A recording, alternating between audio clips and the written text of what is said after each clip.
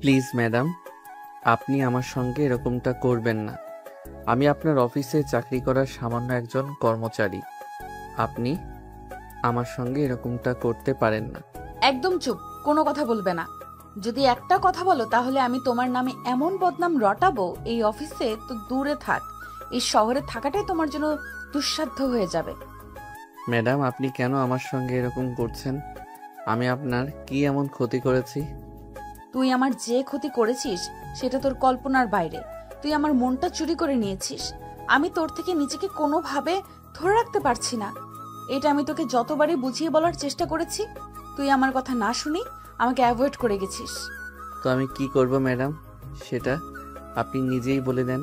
কোথায় আপনি আর কোথায় আমি? আপনি আমার অফিসের বস, আর আমি আপনার অফিসে চাকরি করা সামান্য একজন কর্মচারী। আপনার দিকে হাত বাড়ানোটা আমার কাছে আকাশের চাঁদ ছুঁয়ে দেখার মতোই দুঃস্বপ্ন।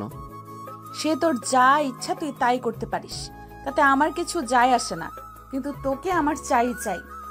এই বলে নেহা আবারও আকাশের ঠোঁটে নিজের ঠোঁট ডুবিয়ে দিল আর ইচ্ছে মতো কিস করতে থাকলো। নিজেকে আকাশের কাছে উজাড় করে দিতে শুরু করলো। আর এদিকে আকাশ নেহাকে বাধা দিয়েও কোনোভাবে আটকিয়ে রাখতে পারছে না। সে যেন একদম ক্ষুধার্ত হায়নার ন্যায় আকাশকে ছিঁড়ে ছিঁড়ে খাচ্ছে।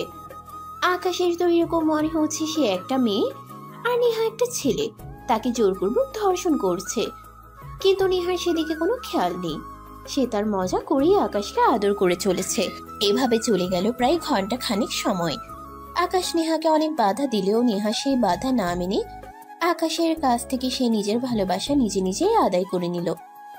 প্রায় 2 ঘন্টা পর নেহা আকাশকে ছেড়ে দেয়। আকাশ বিছানার চাদরটা শরীর দিয়ে কোনো রকমে বসে আছে আর কান্না করছে। নেহা ততক্ষণে বিছানা থেকে উঠে ওয়াশরুমে চলে গেল। প্রায় 1 ঘন্টা শাওয়ার নেওয়ার পর বেডরুমে ফিরে আসে।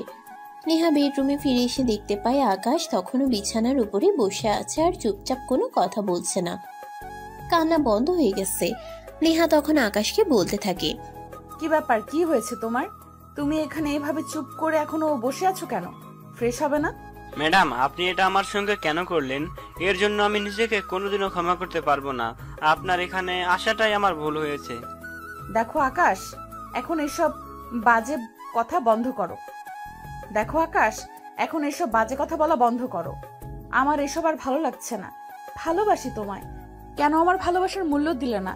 তাহলে তো আর আজ তোমার সঙ্গে জোর করে আমাকে এসব করতে হতো না। এই বলে নেহা রুম থেকে বের হয়ে ব্যালকনিতে চলে যায় আর নিজের চুল শুকাতে থাকে। শীতের সকালের মিষ্টি রোদ ভালোই লাগছিল। অপরদিকে আকাশ বিছানা থেকে নেমে ওয়াশরুমে চলে যায় ফ্রেশ হওয়ার জন্য। আজ ছিল শুক্রবার, অফিস বন্ধ, কিন্তু অফিসের একটা দরকারি ফাইলে সাইন করানোর জন্য আকাশকে নেহার বাসায় আসতে হয়। নেহা আকাশের অফিসের বসের মেয়ে, অফিসের ভবিষ্যৎ এমডি। এমডি স্যার একটা কাজে দেশের বাইরে গেছেন আর জরুরি একটা ফাইলে সাইন প্রয়োজন। তাই এমডি স্যার ফোন করে আকাশকে বলে নেহাকে দিয়ে সাইন করিয়ে নিতে। সেই জন্যই আজ সকাল 8টার দিকে আকাশ এসেছিল নেহার কাছে ফাইল সাইন করাতে। নেহাদের বাড়িতে কেউ ছিল না, একা একাই ছিল বাড়িতে। সেই সুযোগটাকেই নেহা কাজে লাগায়, কারণ নেহা অনেকদিন ধরেই আকাশকে পছন্দ করত। আজ থেকে 2 বছর আগে আকাশ তখন নেহাদের কোম্পানিতে প্রথম চাকরি নেয়। তখনই নেহা কোনো একটা কারণে তার বাবার অফিসে যায় আর সেখানে সে আকাশকে দেখে। প্রথম দেখাতেই সে আকাশকে ভালোবেসে ফেলে। কিন্তু আকাশ ছিল নিম্ন মধ্যবিত্ত ফ্যামিলি থেকে উঠে আসা সাধারণ এক ছেলে। সে প্রেম ভালোবাসার মতো জিনিসগুলোকেই সবসময় অ্যাভয়েড করে চলেছে। প্রেম ভালোবাসা কখনোই সেভাবে তার জীবনে আসেনি না, যদিও স্কুল, কলেজ আর ভার্সিটির লাইফে 95% মেয়েদের ক্রাশ। কিন্তু তারপরেও সে বরাবরই নিজের চরিত্রকে হেফাজত করে গেছে। তার সব সময় একটাই উদ্দেশ্য ছিল, ভালোভাবে পড়াশোনা করতে হবে আর বাবা মায়ের মুখ উজ্জ্বল করতে হবে। পড়াশোনা শেষ করার পর সে সরকারি চাকরির আশায় বসে থাকেনি। অনেক জায়গায় চাকরির ইন্টারভিউ দেওয়ার পরও যখন চাকরি হয়নি, তখন সে নেহাদের কোম্পানিতে চাকরির জন্য আবেদন করে আর 2 দিন পরে কোম্পানি থেকে তাকে ডাকা হয়। তাই সে চাকরির ইন্টারভিউ দিতে আসে। আসসালামু আলাইকুম স্যার, আমি আকাশে ইসলাম। আপনাদের কোম্পানিতে ম্যানেজিং ডিপার্টমেন্টে নাকি একজন লোক নিয়োগ দেওয়া হবে, সেটা আমি পত্রিকাতে দেখলাম, আর তাই ওই পোস্টের জন্য আমি আবেদন করতে চাই। হ্যাঁ অবশ্যই আবেদন তুমি করতেই পারো, কিন্তু তার আগে আমি তোমার সার্টিফিকেটগুলো একবার চেক করে দেখে নিতে চাই। তার অবশ্যই কেন নয়, আমি আপনার অফিসে চাকরি করব, তাই আপনার প্রয়োজন আমার বিষয়ে সবকিছু জানা এবং আমার ব্যাপারে খোঁজ খবর নেওয়া। এই কথা বলে আকাশ এমডি স্যারের দিকে তার সার্টিফিকেটগুলো এগিয়ে দেয়। এমডি স্যার তরকারির সার্টিফিকেটগুলো দেখে তিনি দেখতে পান আকাশ ছোটবেলা থেকেই খুব ভালো স্টুডেন্ট, এমনকি এ পর্যন্ত সকল পরীক্ষায় জিপিএ 5 পেয়ে পাশ করেছে। তাই এমডি স্যার তাকে বলে সে এই পোস্টের জন্য পারফেক্ট, তাই কে চাকরিতে জয়েন হতে বলে পরের দিন থেকেই। খবরটা শুনে আকাশ তো অনেক খুশি হয়। সে মনে মনে আল্লাহকে অনেক ধন্যবাদ দিতে থাকে এভাবে এত সহজে একটা চাকরি পাইয়ে দেওয়ার জন্য। আরো সবচাইতে বেশি খুশি হওয়ার কারণ ছিল আকাশ যেই মাসে কোম্পানিতে জয়েন করে ওই মাস থেকে তার বেতন ছিল 35,000 টাকা, যেটা তার জন্য চাওয়ার চাইতে অনেকটাই বেশি ছিল। তাই সে অফিসের সমস্ত কাজ খুব মনোযোগ সহকারেই করত এবং খুব ভালোবেসে নিজের মনে করে করত। আর সেজন্য এসে কয়েকদিনের মধ্যেই এমডি স্যারের খুব বিশ্বাসযোগ্য এবং কাছের একজন মানুষ হয়ে ওঠে। এই তো সেদিন নেহা কিছু টাকার প্রয়োজনে অফিসে যায়। আব্বু, আমার ক্রেডিট কার্ডের লিমিট শেষ হয়ে গেছে, আমার কিছু টাকা লাগবে। আমার এক বন্ধুর আজ জন্মদিন, তাকে সারপ্রাইজ পার্টি দিতে চাই। সেটার জন্য আবার তোমাকে এখানে আসতে হয় নাকি? আচ্ছা ঠিক আছে, তুমি ম্যানেজারের কাছে যাও, আমি ওনাকে ফোন দিয়ে বলে দিচ্ছি। এই বলে নেহার আব্বু আকাশকে ফোন দেয় এবং নেহার কথা বলে আর বলে তাকে 10 লাখ টাকা দিয়ে দিতে। এদিকে নেহা আকাশের কেবিনে আসে। আকাশ তখন টাকাটাই রেডি করছিল। নেহা কেবিনের দরজার সামনে দাঁড়িয়ে ভিতরে যাওয়ার জন্য পারমিশন চায়। Excuse me mister, may I come in? Yes, ভেতরে আসুন। নেহা তখন কেবিনের ভিতরে আছে আর আকাশ তখন তাকে বসতে বলে। এদিকে নেহা আকাশকে দেখে হা করে তার দিকে তাকিয়ে থাকে, যেন সে এই প্রথমবার কোনো পুরুষ মানুষকে এতটা সুন্দর দেখছে। ছেলে মানুষ এতটা সুন্দর হতে পারে এটা তার কল্পনার বাইরে ছিল। তার যেন এমন মনে হচ্ছে যে আল্লাহ তাকে পুরোটা নিজের হাতে বানিয়ে দিয়েছে। যেরকম সুন্দর চেহারা, ফেস কাটিং, সবকিছু একদম পারফেক্ট। স্নেহা আকাশের দিকে তাকিয়ে আছে প্রায় 5 মিনিট হয়ে গেল। আকাশ বসতে বলার পরও নেহা করে তাকিয়েছিল, তাই আকাশ তখন আবারও তাকে বসতে বলে। নেহা আকাশের কথা শুনে বাস্তবে ফিরে আসে। ও হ্যাঁ, আব্বু আপনাকে কিছু বলেছে? হ্যাঁ, এমডি স্যার একটু আগেই ফোন করে আপনার ব্যাপারে বলল। আপনারা নাকি কিছু টাকা লাগবে। এই নিন, এখানে 10 লাখ টাকা আছে। ধন্যবাদ। আচ্ছা, আপনাকে তো এর আগে কখনো আমাদের কোম্পানিতে দেখিনি। হ্যাঁ, না মানে ম্যাডাম, আসলে আমি এই কোম্পানিতে নতুন জয়েন করেছি, এই তো 1.5 মাস মতো হবে। If you don't mind, may I ask you a question? Sure. আপনি কি বিবাহিত? ম্যাম, আমি আমার ব্যক্তিগত ব্যাপারে কাউকে কিছু বলতে রাজি নই। আপনি যদি অফিস কিংবা কাজের ব্যাপারে কোনো কিছু জিজ্ঞাসা করেন তাহলে আমি অবশ্যই আপনার উত্তর দেব, কিন্তু আমার ব্যক্তিগত ব্যাপারে প্লিজ প্রশ্ন করবেন না। এই বলে আকাশ নিজের কাজে মনোযোগ দেয় আর এদিকে নেহা এক মনে আকাশকে দেখতে থাকে। প্রায় 15 মিনিট চলে যায়। তখন আকাশ আবার নেহার দিকে তাকিয়ে বলতে থাকে, ম্যাডাম, আপনার আব্বু তো বলল আপনার নাকি তাড়া আছে, তাই আমি তাড়াহুড়ো করে টাকাটা গুছিয়ে দিলাম আপনাকে, কিন্তু আপনি এখনো এখানে বসে আছেন, কিছু বলবেন নাকি? I love you. কি বলছেন ম্যাডাম? বুঝতে পারিনি। বলছি আই লাভ ইউ, এবার তো শুনতে পেয়েছো? ম্যাডাম, আপনার টাইম ওয়েস্ট হচ্ছে, আপনি প্লিজ আসুন। ওকে, যাচ্ছি, তবে আবার আসবো কিন্তু। সত্যি প্রথম দেখায় তোমার প্রেমে পড়ে গেছি। এই বলে নেহা আকাশের কেবিন থেকে বের হয়ে গেল।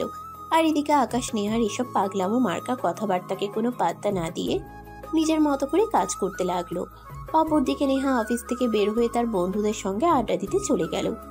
আজ ছিল তার খুব কাছের বান্ধবী প্রিয়ার জন্মদিন, তাই তারা বান্ধবীরা সবাই মিলে প্ল্যান করেছে প্রিয়াকে আজ সারপ্রাইজ করবে। কিন্তু তার বান্ধবীরা যতই প্ল্যান করুক না কেন, টাকা কিন্তু কেউ দেয় না। সমস্ত টাকা নেহাকেই অ্যারেঞ্জ করতে হয়, কারণ নেহা কোটিপতি বাবার একমাত্র আদরের মেয়ে। নেহা তার বাবার কাছে চেয়ে পায় না এমন কিছুই নেই। এমনকি তার বাবা প্রতি মাসে তার পিছনে কোটি কোটি টাকা খরচ করতেও দ্বিধাবোধ করেন না। আর সেটাকেই কাজে লাগায় নেহার বান্ধবীরা। তারা কেন নিজের পয়সা খরচ করবে? সবসময় নেহার পয়সা দিয়েই চলার চেষ্টা করে। নেহাও এতে কিছু মনে করে না। সে তো আরো মনে মনে আনন্দিত হয়, কারণ তার বাবার টাকা পয়সার আলহামদুলিল্লাহ কোনো অভাব নেই। তার এমনও বান্ধবী আছে যারা কিনা 3 বেলা ঠিকমতো খেতেও পারে না, কিন্তু পড়াশোনাটা কন্টিনিউ করতে চাইছে। তাই নিহা তাদেরকে সর্বদিক দিয়ে সাহায্য করার চেষ্টা করে। তাদের পড়াশোনা, টিউশনি থেকে শুরু করে সমস্ত খরচ নিহাই বহন করে। যাই হোক ভিউয়ার্স, চলুন কথা না বাড়িয়ে গল্পে ফেরা যাক। নেহা ভার্সিটিতে আসতেই তার বান্ধবীরা সবাই তাকে ঘিরে ধরলো আর বলতে লাগলো, কি ব্যাপার দোস্ত, আজ তো তোর বেস্ট ফ্রেন্ড মানে প্রিয়ার জন্মদিন, আজ কি বাজেট করেছিস? তোরাও না আমাকে বাজেট জায়গাতে এসেছিস। আজ আমার বেস্ট ফ্রেন্ডের জন্মদিন বলে কথা, আজ দেখবি স্পেশাল কিছু হবে। হ্যাঁ, সেটা তো আমরা বরাবরই দেখে এসেছি। তোর বেস্ট ফ্রেন্ড কেন তোর সব বন্ধুদের জন্মদিনেই তুই স্পেশাল কিছু করে থাকিস। সত্যি তুই অনেক ভালো, তোর মতো বান্ধবী যেন প্রত্যেকটার মেয়েই পায়। হয়েছে ভাই হয়েছে, আমাকে পাম দেওয়ার আর কোনো প্রয়োজন নেই, এখন ভেতরে চলো। আর একটা কথা তোদের সবাইকে বলে দিচ্ছি, প্রিয়া যেন কোনোভাবেই বুঝতে না পারে আমরা তাকে আজ সারপ্রাইজ করতে চলেছি। এই বলি নেহা আর তার সমস্ত বন্ধুরা ক্লাসে চলে যায়। এদিকে দেখতে দেখতে ভার্সিটি টাইম শেষ হয়ে গেল। তারপর বন্ধুদেরকে নিয়ে ঘুরতে যাওয়ার কথা বলে ভার্সিটি থেকে বের হয়। অপরদিকে নেহা ভার্সিটিতে ঢোকার আগেই হোটেলে বুকিং করে সমস্ত কিছু অ্যারেঞ্জ করে রেখেছিল। নেহা তার বান্ধবীদের নিয়ে কিছুক্ষণের মধ্যেই হোটেলে পৌঁছে যায়। তখনই নেহার বান্ধবী প্রিয়া নেহাকে বলে, কি ব্যাপার দোস্ত, তুই আমাদেরকে এখানে কেন নিয়ে এসেছিস? সবকিছু এত তাড়াহুড়ো করে কেন জানতে হবে তাকে? ভেতরে চল, গেলেই বুঝতে পারবি। এই বলে নেহা সবাইকে নিয়ে ভেতরে চলে গেল। অপরদিকে হোটেলের ম্যানেজার সবকিছু তো আগেই ঠিক করে রেখেছিল, সেটা তো আপনাদেরকে বললামই। হোটেলের কনভেনশন হলে নিয়ে আসছে। প্রিয়া তো একদম সারপ্রাইজ, তার আজ জন্মদিন সেটা তো নিজেই ভুলে গিয়েছিল সে। তখনই তার সব বন্ধুরা মিলে তাকে উইশ করলো। প্রিয়া অনেক খুশি হয় আর নেহাকে বলতে থাকে, সত্যি দোস্ত, আমি অনেক সারপ্রাইজড। আজ আমার জন্মদিনে এটা আমি নিজেই ভুলে গিয়েছিলাম, কিন্তু তুই ভুলে যাসনি। সত্যি তোর মতো বান্ধবী পাওয়া ভাগ্যের ব্যাপার। আমরা ভাগ্য করে তোকে আমাদের বন্ধু হিসেবে পেয়েছি। ধুর বাল, সব সময় এমন করিস কেন? তুই আমার বেস্ট ফ্রেন্ড, তোর জন্য আমি এইটুকু করতেই পারি। আচ্ছা চল, এখন কেক কাটবি। এই বলে সবাই মিলে কেক কাটতে চলে যায়। কেক কাটা শেষ হলে সবাই মিলে অনেক আনন্দ উল্লাস করে। আর তারপর রাত 10টার দিকে সবাই নিজেদের বাসায় চলে যায়। এইদিকে নেহা বাসায় এসে তার আব্বু রুমে যায় আর তার আব্বুকে বলে, আব্বু, আমাদের অফিসের ম্যানেজিং ডিপার্টমেন্টে যে ছেলেটা এসেছে, ওর ফোন নাম্বারটা একটু দিতে পারবে?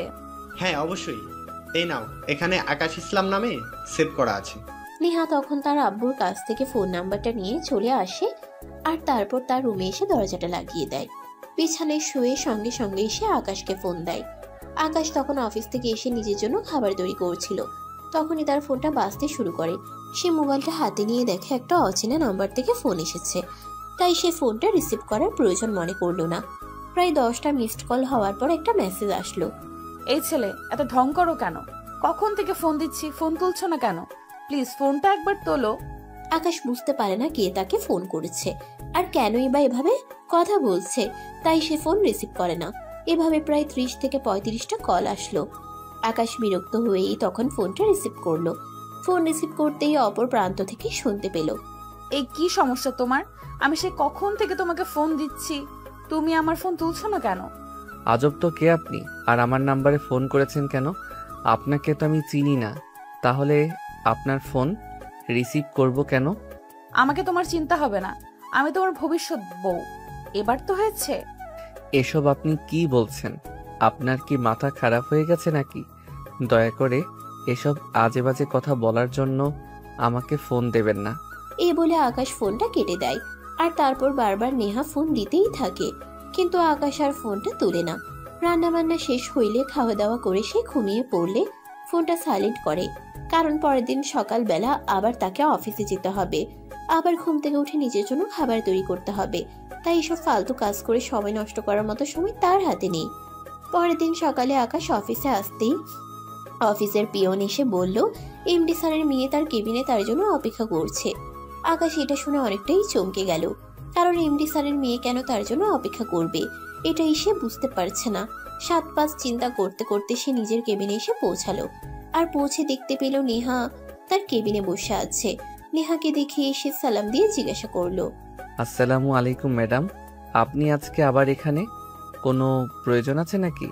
হ্যাঁ, প্রয়োজন তো অবশ্যই আছে। এইদিকে এসো, তোমার সঙ্গে কথা বলতে চাই। আকাশ তখন কোনো কথা না বলে চুপচাপ নিজের চেয়ারে গিয়ে বসলো। আর তখনই নেহা তার চেয়ার থেকে উঠে কেবিনের দরজাটা আটকে দিল। এটা দেখে আকাশ অনেকটাই ভয় পেয়ে গেল আর ভীতু কণ্ঠে নেহাকে বলতে লাগলো, আরে ম্যাডাম, আপনি এটা কি করলেন? আপনি দরজা কেন বন্ধ করলেন? তোমার সঙ্গে কিছু পার্সোনাল কথা বলতে চাই, তাই দরজাটা বন্ধ করেছি। পার্সোনাল কথা শুনে আকাশ তো আরো অনেকটাই ভয় পেয়ে গেল। সে তোতলাতে তোতলাতে নেহাকে বলতে লাগলো, আমার সঙ্গে আপনার কিসের পার্সোনাল কথা? আমি তো সেটাই বুঝতে পারছি না। প্লিজ ম্যাডাম, আপনি দরজাটা খুলুন, কেউ দেখতে পেলে ভুল ভাববে। কেউ যাতে দেখতে না পায় সেজন্যই তো দরজাটা বন্ধ করে দিয়েছি। এই বলে নেহা আকাশের দিকে এগোতে থাকে। আকাশ কি করবে কিছু বুঝতে পারছে না।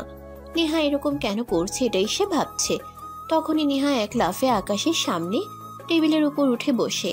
আকাশ তখন অনেকটাই হতভম্ব। ম্যাডাম, কি করছেন এগুলো আপনি? আপনার কি মাথা খারাপ হয়ে গেছে নাকি? আপনি টেবিলের উপর উঠে বসেছেন কেন? চুপ করো, তোমায় কিছু বলতে এসেছি, সেটা মনোযোগ দিয়ে শোনো। আমি তোমায় ভালোবেসে ফেলেছি। ম্যাডাম প্লিজ, ফালতু পাখা বন্ধ করুন। আপনি এক্ষুনি এখান থেকে বের হয়ে চলে যান। আমার ইম্পর্টেন্ট কাজ আছে, কাজ করতে হবে। কি সারাক্ষণ শুধু বালের কাজ আর কাজ। আমি 2 মিনিট কথা বলতে আসলাম, এখন তুমি আমাকে কাজের অজুহাত দেখাচ্ছ। তুমি জানো আমার একটা কথা এই অফিস থেকে তোমার চাকরিটা নট হয়ে যেতে পারে। ম্যাডাম আপনি দয়া করে আমার সঙ্গে এরকমটা করবেন না। আমার পারিবারিক আর্থিক অবস্থা খুবই খারাপ, যার কারণে আমাকে এখানে চাকরিটা নিতে হয়েছে। তাছাড়া এমডি স্যার আমাকে খুব ভালো একটা বেতন দেন। আমি এখান থেকে চাকরিটা হারিয়ে ফেলে কোথাও হয়তো এরকম ভালো বেতনে চাকরিও পাবো না। তাই প্লিজ ম্যাডাম এরকম করবেন না। এই কথা বলে আকাশ একদম কান্না করে দেয়। নেহা তো তার কান্না দেখে হেসে কুটি কুটি হচ্ছে।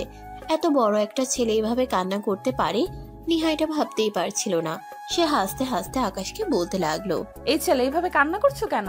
ম্যাডাম, চাকরিটা চলে গেলে আমার খুব খারাপ অবস্থায় পড়তে হবে, তাই প্লিজ আপনি আমাকে ছেড়ে দিন। তোমায় তো আমি ছাড়বো না, কারণ ভালোবেসে ফেলেছি তোমায়।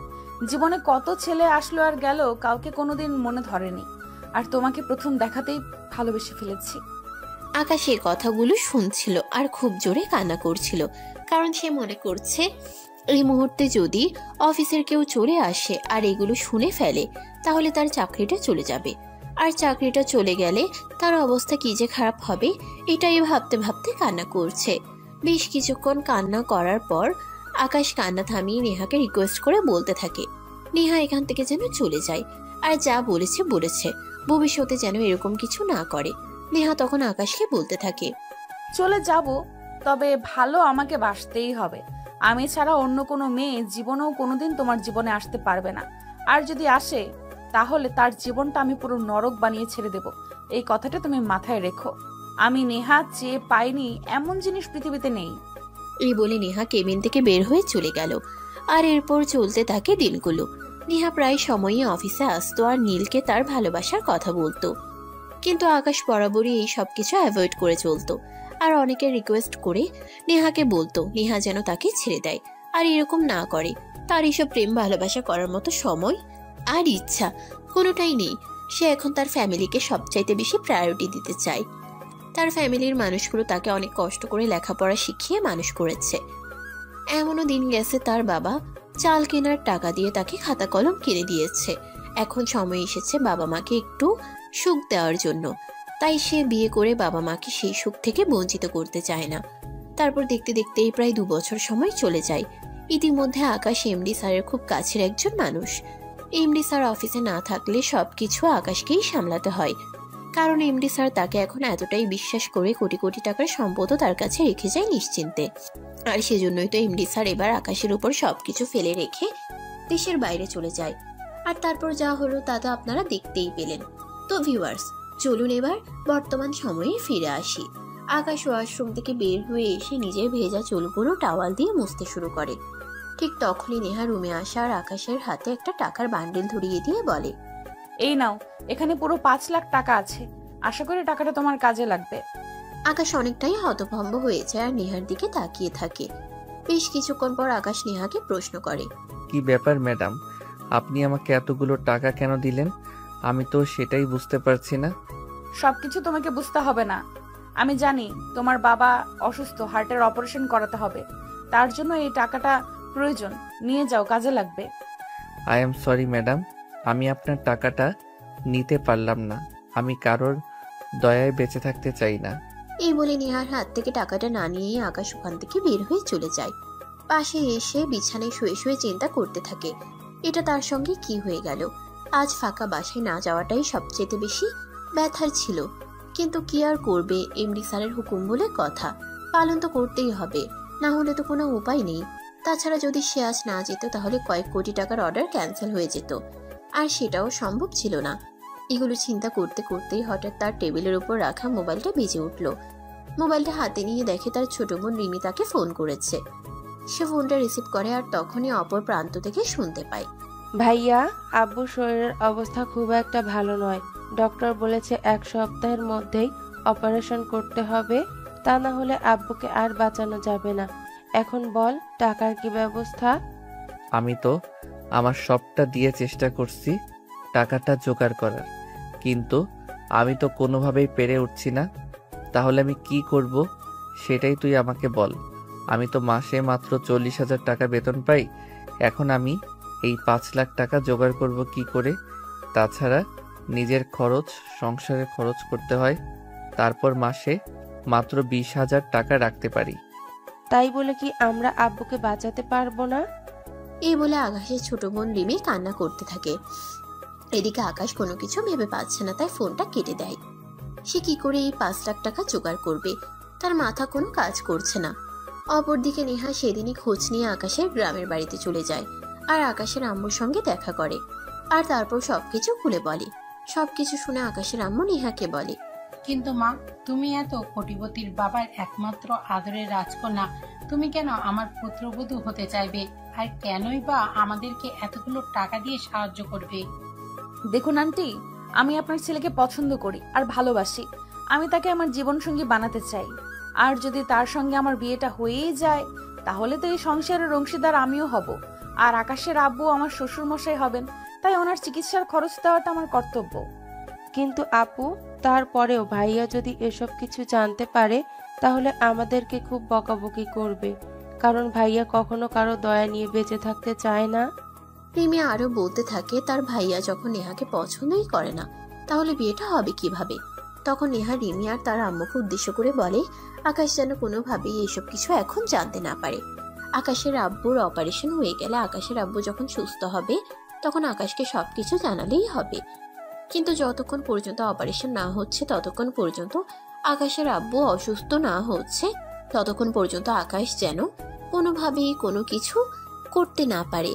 এমনকি নেহার আকাশের আম্মুকে এটাও বলে যে শহরে তার পরিচিত ডাক্তার আছে, তাকে নিয়ে এসে আকাশের আব্বুর অপারেশন করাবে।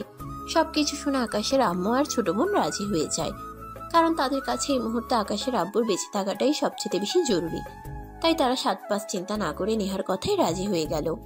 সেদিন রাতে নেহা এখানেই রইল, আর পরের দিন সকালবেলা আকাশের আব্বু আর তার আম্মুকে নিয়ে ঢাকার উদ্দেশ্যে রওনা দেয়। সেখানে এসে পৌঁছাতে দুপুর 2টো বেজে যায়, আর তারপর তাদেরকে নিয়ে তার পরিচিত ডাক্তারের কাছে চলে যায়। আসসালামু আলাইকুম আঙ্কেল, কেমন আছেন আপনি? ওয়ালাইকুম আসসালাম। এই তো আল্লাহর রহমতে ভালো আছি। তা তুমি হঠাৎ কি মনে করে? এই তো আঙ্কেল, ভালোই আছি। তবে আপনার কাছে একটা দরকারে এসেছি। ওনারা আমার ফ্যামিলিগত আত্মীয় হন। ওনার হার্টের অপারেশন করাতে হবে, হার্টে ব্লক হয়েছে। খরচপাতি যা লাগে সব আমি দেব, কিন্তু ওনার অপারেশনটা সাকসেসফুল হওয়া চাই। ওকে মামুনি, তুমি চিন্তা করো না।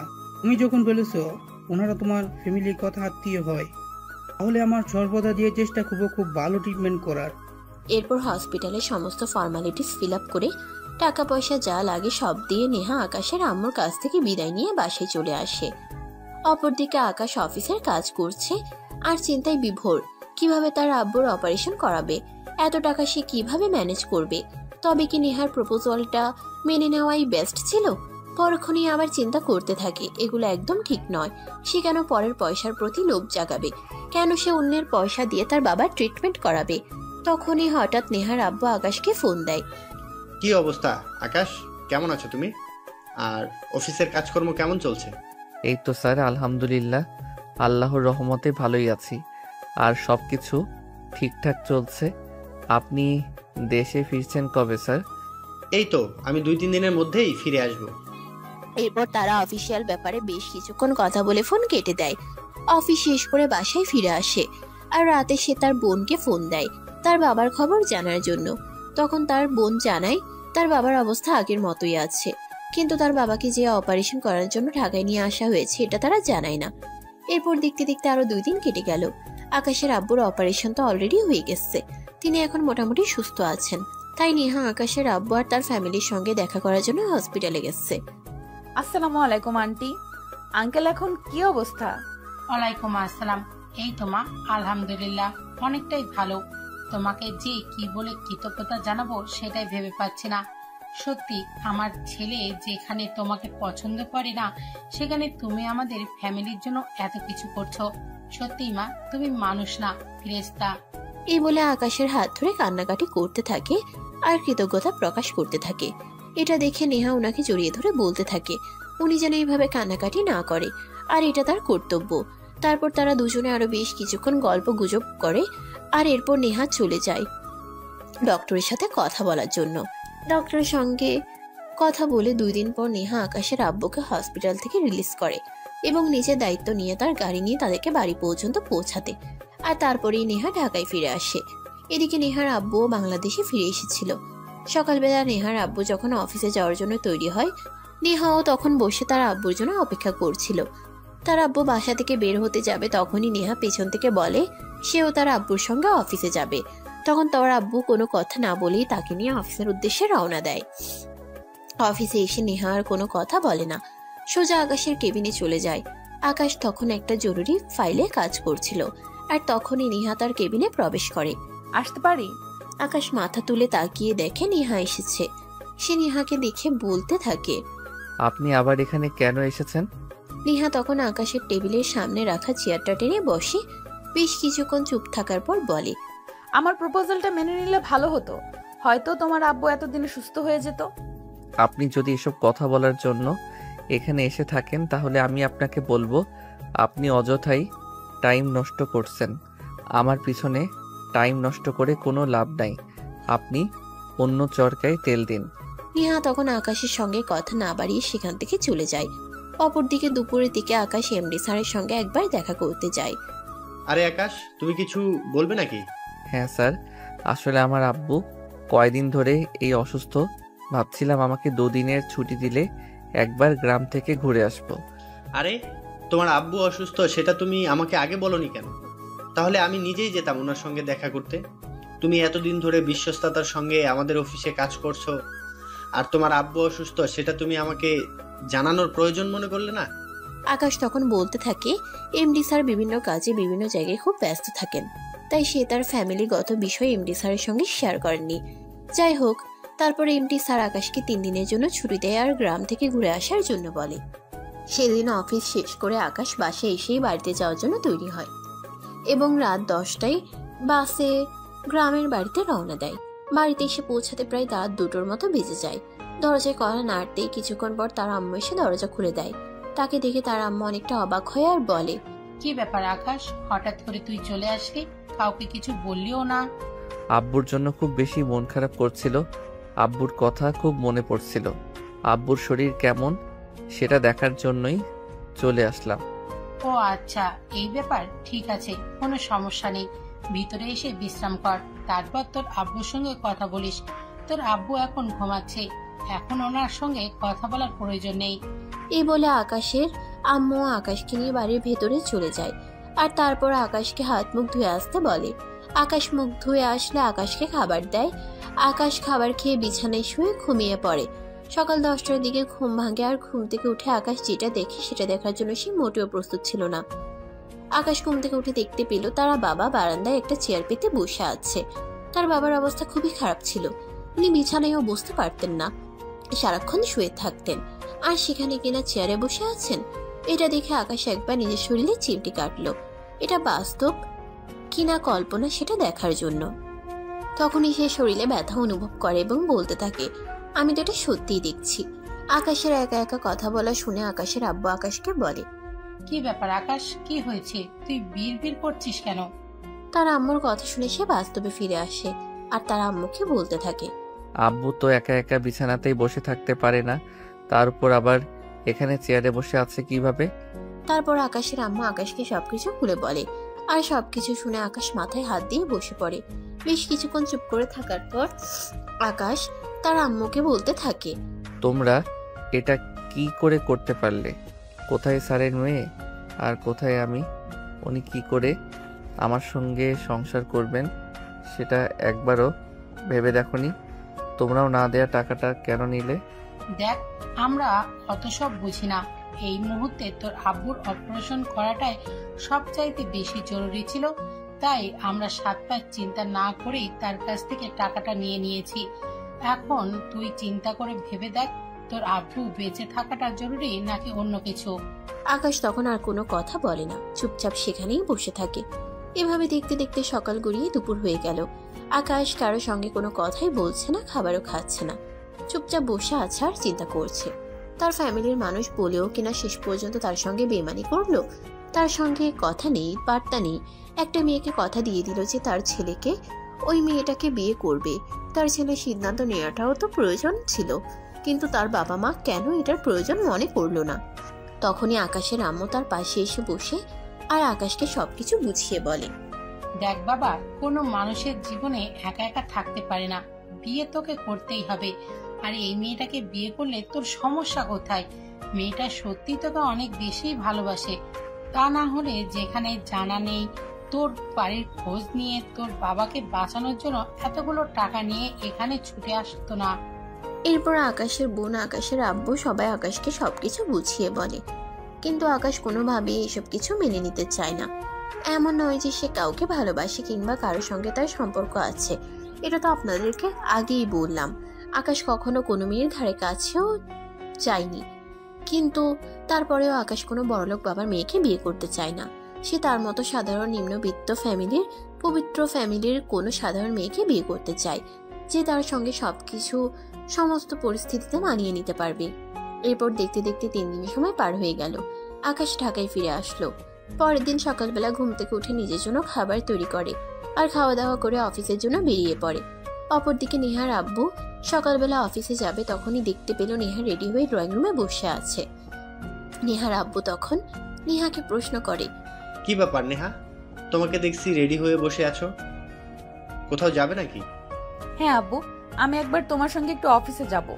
নেহার আব্বু তো নেহাকে আর কোনো প্রশ্ন না করে মেয়েকে নিয়ে বাসা থেকে বের হয়ে গেলেন। তারা কিছুক্ষণের মধ্যে অফিসে পৌঁছে গেল।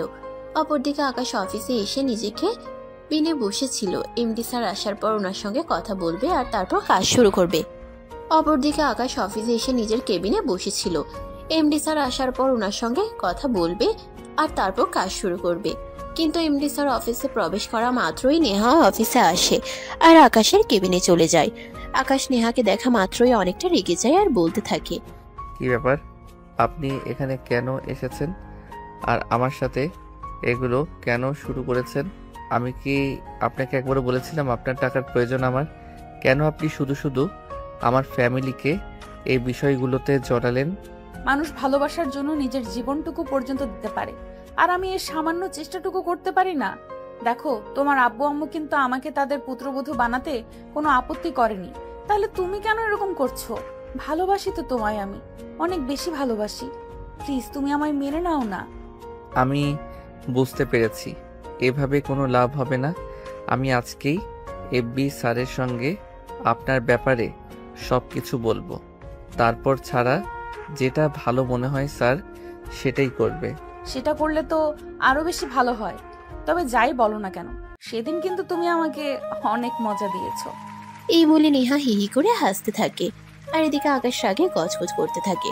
তখনই নেহা চেয়ার থেকে উঠে আকাশের কাছে চলে আসে আর পিছন থেকে আকাশের গলা জড়িয়ে ধরে বলতে থাকে, তুমি সব দিক থেকে পারফেক্ট, আমার কিন্তু তোমাকেই চাই।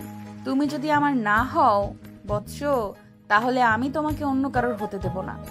এই বলে নেহা আকাশের গালে আলতো করে একটা ভালোবাসার পরশিকে দিয়ে আকাশকে আর কোনো কথা বলার সুযোগ না দিয়ে সেখান থেকে বের হয়ে চলে আসে। আর তারপর তার আব্বুর কাছ থেকে বিদায় নিয়ে সোজা ভার্সিটিতে চলে আসে। ভার্সিটিতে আসতেই তার বন্ধুরা তাকে ঘিরে ধরে আর বলতে থাকে, কি ব্যাপার দোস্ত, তোকে ইদানিং কেমন যেন উদাসী উদাসী মনে হয়। তুই আর আগের মতো নেই, তোর কি কিছু হয়েছে নাকি? আরে বাবা, আমার তো মনে হয় নেহা কারো প্রেমে পড়েছে, কারণ আমি মাঝে মধ্যেই দেখি নেহা একা একা হাসে, আবার একটা কিছু ভাবে। দেখ, এরকম বলিস না। আমার মনে হয় নেহা যদি কখনো প্রেমে পড়তো তাহলে সেটা আমরা বুঝতে পারতাম। তাছাড়া ভার্সিটিতে পড়াশোনা করলে এখন তো প্রেম করতেই পারে, তবে ভার্সিটিতে প্রেম করলে সেটা আমরা নিশ্চয়ই জানতে পারতাম। হ্যাঁ, এটাও তো একদম ঠিক কথাই বলেছিস। আমি তো এই কথাটা কখনো ভেবে দেখিনি। লেখা যদি ভার্সিটিতেই প্রেম করছো, তাহলে তো আমরা এটা দেখলেই পেতাম আর বুঝতেও পারতাম। তবে কি নেহা বাইরের কোনো ছেলের সঙ্গে প্রেম করছে নাকি? এভাবেই নেহার বান্ধবীরা নিজেদের মধ্যে কথা কাটাকাটি করতে থাকে, কিন্তু নেহা সেসবের ধারে কাছেও নেই। নেহা তো মনে অন্য চিন্তা নিয়ে ঘুরছে, কি করে সে আকাশকে নিজের ফাঁদে ফেলবে, কিংবা যে কোনো পরিস্থিতিতে তাকে বিয়ে করার জন্য রাজি করাবে। কারণ নেহাকে মনোজার করে ভালোবেসে ফেলেছে, তাকে ছাড়া একটা মুহূর্তও কল্পনা করতে পারে না। আর অপরদিকে আকাশ নেহাকে একদম পাত্তা দেয় না। তখনই প্রিয়া আবারও নেহাকে বলে ওঠে, কি ব্যাপার দোস্ত, কিছু তো একটা বল। অন্য কেউ না জানলেও আমি তো তোর বেস্ট ফ্রেন্ড, সেই হিসেবে আমি তো তোর ব্যাপারে সব কিছুই জানতে পারি। বল না, কি হয়েছে তোর? সত্যি রে, আমি একজনকে ভালোবেসে ফেলেছি, কিন্তু সেই মানুষটা আমায় একটুও ভালোবাসে না। আরে ভাই, বলিস কি? তুই কাউকে ভালোবাসিস আর সেই মানুষটা তোকে পাত্তা দেয় না? এটাও বিশ্বাস করতে হবে? এরপর নেহা তার বেস্ট ফ্রেন্ড প্রিয়াকে সবকিছু খুলে বলে। সবকিছু শুনে প্রিয়া নেহাকে বলে, আরে ভাই, এরকমটাও তো হতে পারে নাকি? তোর মতো মেয়েকে কোনো ছেলে অ্যাভয়েড করে থাকতে পারে? ঠিক আছে, কোনো ব্যাপার না, আমি ট্রাই করে দেখছি। কারণ আমার মনে হয় ছেলেটা অন্য কাউকে ভালোবাসে। যদি অন্য কাউকে ভালো না বাসতো, তাহলে তোর মতো মেয়েকে অ্যাভয়েড করার কারণটা কি? তোকে পেলে তো রাজকন্যা আর রাজদূত দুটো একসঙ্গে পেয়ে যাবে। এই বলে প্রিয়া, নেহা আর তিশা তিনজনে একসঙ্গে বসে প্ল্যান করতে থাকে কিভাবে আকাশকে নেহার সঙ্গে সম্পর্কে যেতে রাজি করানো যায়। এভাবেই চলতে থাকে তাদের আড্ডার মুহূর্ত। অপরদিকে নেহা চলে আসার পর আকাশ এমডি স্যারের সঙ্গে দেখা করতে যায়। এমডি স্যার কখন ফোনে কারোর সঙ্গে কথা বলছিলেন, তাই আকাশ দরজার বাইরে দাঁড়িয়ে অপেক্ষা করতে থাকে। এমডি স্যারের ফোনে কথা বলা শেষ হলেই এমডি স্যারের চোখ বুজে তাকিয়ে দেখেন আকাশ কেবিনের সামনে দাঁড়িয়ে আছে। তখন উনি আকাশকে ডাক দিয়ে ভিতরে আসতে বলেন। কি ব্যাপার আকাশ, কি করছো তুমি? আমার কেবিনের বাইরে দাঁড়িয়ে আছো কেন? স্যার, আপনার সঙ্গে একটু দরকারি কথা বলার আছে, কিন্তু আপনি তো ফোনে কারোর সঙ্গে কথা বলছেন না, তাই ওয়েট করছিলাম। এমডি স্যার তখন আকাশকে ধমক দিয়ে বলে, আকাশ এমডি স্যারের কেবিনে আসবে, তাহলে কেন তাকে কৈফিয়ত নিতে হবে। এই বলে তিনি আকাশকে ভিতরে এসে বসতে বলেন। আর তারপর জিজ্ঞেস করেন, কি হয়েছে আকাশ, কোনো ব্যাপারে কথা বলতে চাই? তখনই আকাশ বলতে শুরু করে নেহার ব্যাপারে। দেখুন স্যার, আমার মনে হয় আপনার মেয়ের মেন্টালি কিছু প্রবলেম আছে। আপনি কিছু মনে করবেন না। আপনার মেয়ের কর্মকাণ্ড দেখে আমি এগুলো বলতে বাধ্য হলাম। আমার মনে হয় আপনি যদি আপনার মেয়ের একটু ট্রিটমেন্ট করান, তাহলে হয়তো সব কিছু ঠিক হয়ে যাবে, আর সে এসব ভুলভাল চিন্তা করা ছেড়ে দিবে। আকাশ, আমি বুঝতে পারছি না তুমি কি ব্যাপারে কথা বলছো। তুমি যদি একটু খুলে বলতে তাহলে আমার বুঝতে সুবিধা হতো। এরপর বিগত কয়েকদিন ধরে ঘটে যাওয়া সমস্ত ঘটনা আকাশ এমডি স্যারকে খুলে বলে। সবকিছু শুনে এমডি স্যার তো একদম অবাকে চূড়ান্ত সীমানায় পৌঁছে যায় আর আকাশকে বলে, তুমি তো খুব ভাগ্যবান পুরুষ বলা যায়, যেখানে আমার মেয়ে স্কুল, কলেজ আর ভার্সিটি লাইফে কোনো ছেলেকে পাত্তাই দেয় না, সেখানে তোমাকে কিনা সে নিজেই বলেছে সে তোমাকে ভালোবাসে। তুমি তাহলে তাকে অ্যাভয়েড কেন করছো? কেন নিজের করে নিচ্ছ না? আকাশ তখন এমডি স্যারকে বলে সে নেহাকে কোনোদিনও নিজের করে নিতে পারবে না, কারণ সে নিম্ন মধ্যবিত্ত ফ্যামিলির একজন ছেলে, আর নেহা কোটিপতি বাবার আদরের রাজকন্যা। সে নেহাকে তার যথাযথ মূল্যায়ন করতে পারবে না। এই কথা শুনে এমডি স্যার বলে, তুমি পারবে, তোমার উপর আমার ভরসা আছে। তুমি এই কয়েক বছর ধরে আমার কোম্পানিতে আছো, তোমার উপর এতটুকু বিশ্বাস আর ভরসা আমার জন্ম নিয়েছে যে তুমি আমার মেয়েকে ভালো রাখতে পারবে।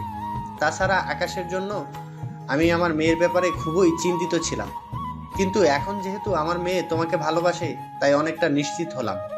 নেহা ম্যাডামের সঙ্গে সঙ্গে দেখছি আপনারও মাথা খারাপ হয়ে গেছে। এসব কি করে বলছেন আপনারা? তখন এমডি স্যার পরিষ্কার জানিয়ে দেয় নেহা যখন আকাশকে পছন্দ করেছে তখন নেহার বিয়ে আকাশের সঙ্গেই হবে। আর এই কথা শোনার পর আকাশ এমডি স্যারকে বলে যদি এরকমটাই তারা সিদ্ধান্ত নিয়ে থাকে তাহলে পরের দিন থেকে আকাশ আর অফিসে আসবে না। এই কথা শুনে এমডি স্যার বলে একদম নয়, এরকমটা কখনোই হবে না।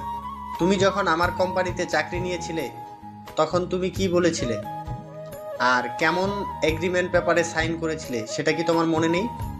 তুমি আমার কোম্পানিতে যতদিন থাকবে ততদিন আমার কোম্পানিতে চাকরি করবে, আর যদি তুমি চাকরি ছেড়ে চলে যাও তাহলে তোমাকে আমার কোম্পানির 2 বছরের প্রফিট জরিমানা করতে হবে। আকাশ তখন বলে তখন তো সে এই কথাটা বলেছিল শুধুমাত্র চাকরিটা হওয়ার জন্য, তাই বলে কি এখন এটাই বাস্তবায়ন হবে? তারা সবাই মিলে আকাশের সঙ্গে এগুলো কি শুরু করেছে। আকাশ অনেকটা রেগে যায় এবং মনে কষ্ট পায়, তাই সে এমডি স্যারের সঙ্গে আর কোনো কথা না বলে নিজের কেবিনে চলে যায়। অপরদিকে নেহা আর তার আব্বু পরিকল্পনা করেই পরের দিন নেহার বান্ধবী প্রিয়াকে আকাশের অ্যাসিস্ট্যান্ট হিসেবে জয়েন করানো হয়। সকাল 8টা বাজতে না বাজতেই প্রিয়া অফিসে চলে আসে। আকাশ কেবিনে এসে দেখতে পায় প্রিয়া তার কেবিনে দাঁড়িয়ে আছে। প্রিয়াকে দেখে সে অনেকটাই অবাক হয় আর বলে এক্সকিউজ মি, কে আপনি আর আমার কেবিনে কেন এসেছেন? তখন এমডি স্যার আকাশের কেবিনে আসে আর এমডি স্যার আকাশকে বলে প্রিয়া আকাশের পার্সোনাল অ্যাসিস্ট্যান্ট। এটা যদি আকাশ বলতে থাকে তার তো এই মুহূর্তে কোনো অ্যাসিস্ট্যান্টের প্রয়োজন নেই, সে তো নিজের সমস্ত কাজ নিজেই করতে পারে, তাহলে কেন অযথা এই মেয়েটাকে রাখা হয়েছে?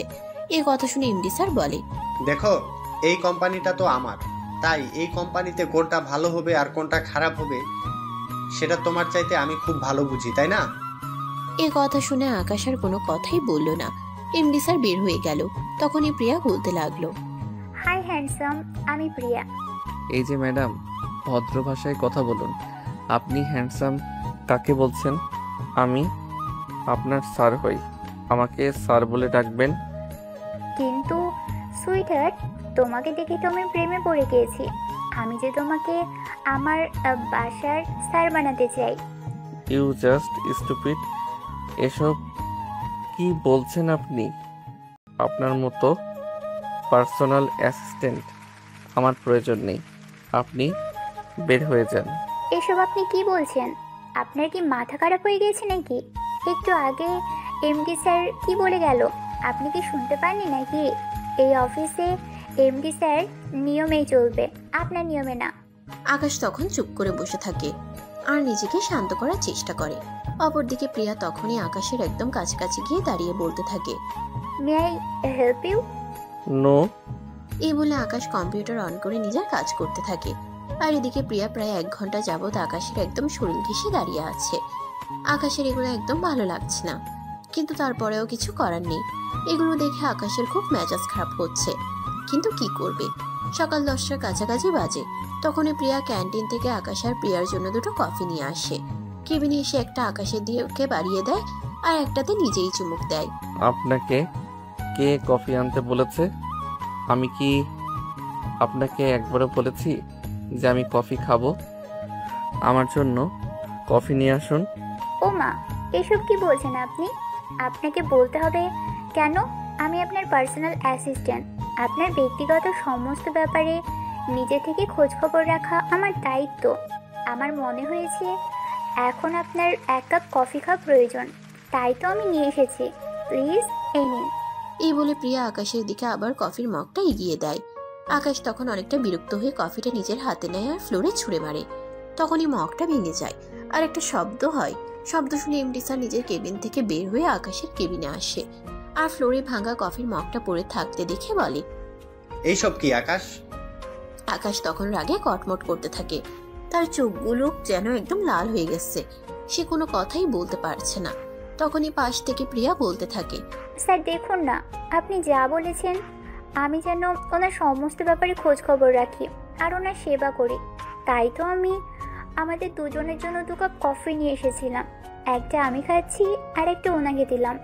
অমনি উনি এটা ফ্লোরে ছুঁড়ে ফেলে দিলেন। তখনই এমডি স্যার প্রিয়াকে থামিয়ে দিলেন। আর নিজেই বলতে লাগলেন, আমি বুঝতে পেরেছি, তোমাকে আর কিছুই বলতে হবে না। আকাশ, তোমাকে আমি শেষবারের মতো বলে দিচ্ছি, এটা তোমার লাস্ট ওয়ার্নিং। নিজেকে শুধরে নাও, তা না হলে কিন্তু তোমার জন্য খুব খারাপ হবে। বের হয়ে চলে গেল। আর এদিকে আকাশ মনে মনে ভাবতে লাগলো, কি হচ্ছে এসব তার সঙ্গে? কেনই বা এমডি স্যার তার সঙ্গে এমন আচরণ করছে? এমডি স্যার তো কখনোই তার সঙ্গে এমন আচরণ করে না, বা সবসময় নিজের ছেলের মতো স্নেহ করতেন। আর কোনো কাজ বুঝতে না পারলে তাকে তিনি এটা একবারের জায়গায় 10 বার বুঝিয়ে দিতেন। কিন্তু হঠাৎ কি করে এমন হলো? তখনই আকাশের মনে পড়লো নেহার কথা। তবে কি এমডি স্যার নিজের মেয়ের জন্য এসব কিছু করছেন? করলে করুক, তাতে কিছু যায় আসে না। কিন্তু যেই মেয়ে কিনা বিয়ের আগে অন্য একটা ছেলেকে নিজের রুমে ডেকে নিয়ে এসব কর্মকাণ্ড করতে পারে, তাকে আর যাই হোক বিয়ে তো করা যায় না। এইসব ভাবতে ভাবতে অফিসের কাজ শেষ করতে থাকে। সেদিন অফিসের কাজ শেষ করতে করতে রাত প্রায় 8টার মতো বেজে যায়।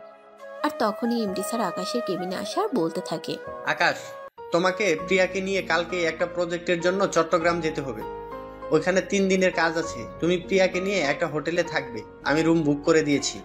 কিন্তু স্যার, এখনো পর্যন্ত যতগুলো প্রজেক্ট হয়েছে সবগুলোতে তো আপনি থাকতেন, তাহলে এখন আমাকে কেন থাকতে হবে? তখনই এমডি স্যার আকাশকে একটু ধমক দেয় আর বলতে থাকে, আকাশ কেন ইদানিং এত বেশি কথা বলা শুরু করেছে। তাই আকাশ আর কোনো কথা বলে না, চুপচাপ মাথা নাড়িয়ে সম্মতি জানায়। বাসায় এসে পরের দিন প্রজেক্টে যাওয়ার জন্য তৈরি হয়ে নেয়। সকাল হতে না হতেই তার রুমের দরজায় কেউ একজন নক করে। সে ঘুম ঘুম চোখে দরজা খুলে দেখে প্রিয়া দাঁড়িয়ে আছে। প্রিয়াকে দেখে সে অনেকটাই অবাক হয়। প্রিয়ার দিকে প্রশ্ন ছুড়ে মারে, আপনি এত সকালে আমার বাসায় ঠিকানাই বা কোথায় পেলেন? উফ, জান পাখি, তুমি আমাকে আপনি আপনি করে কেন বলছো বলো? তোমাকে আমার ভালো লাগে। তাছাড়া আমরা তো 3 দিনের জন্য চট্টগ্রামে যাচ্ছি। সে 3 দিন তো আমরা একসঙ্গেই থাকবো। চাইলে কিন্তু ওই সময়টা আমরা এনজয় করতে পারি। প্রিয়ার এই কথা শুনে আকাশ নিজের কপাল নিজেই থাপড়াতে থাকে আর নিজের কে হাজারটা গালি দিতে থাকে। কেন যে এই কোম্পানিতে চাকরি নিতে গেছিল? আর একটার পর একটা ঝামেলা মাথায় এসে জুটল। তখনই প্রিয়া বলে, কি ব্যাপার সুইটহার্ট, প্রথমবার তোমার বাসায় আসলাম আর আমাকে কোনো দরজায় দাঁড় করিয়ে রেখেছো? একটু ভিতরেও আসতে দিবে না? আপনি বাইরে অপেক্ষা করুন, ভেতরে আমি ছাড়া কেউ নেই। তখনই প্রিয়া বলতে থাকে, এতে আর কোনো সমস্যা নেই, বরঞ্চ এটা তার জন্য ভালো। এই কথা বলে প্রিয়া বাসার ভিতরে ঢুকে পড়ে আর রুমটা ভালো করে দেখতে থাকে আর বলে এই রুমেই তার চলে যাবে। আকাশ এসব কিছুকে পাত্তা না দিয়ে ওয়াশরুমে ঢুকে যায়। ফ্রেশ হয়ে এসে তৈরি হয়ে নেয় আর বলে, আমরা যাচ্ছি কিসে? স্যার গাড়ি পাঠিয়ে দিয়েছেন, গাড়ি তোমার বাসার সামনে ওয়েট করছে।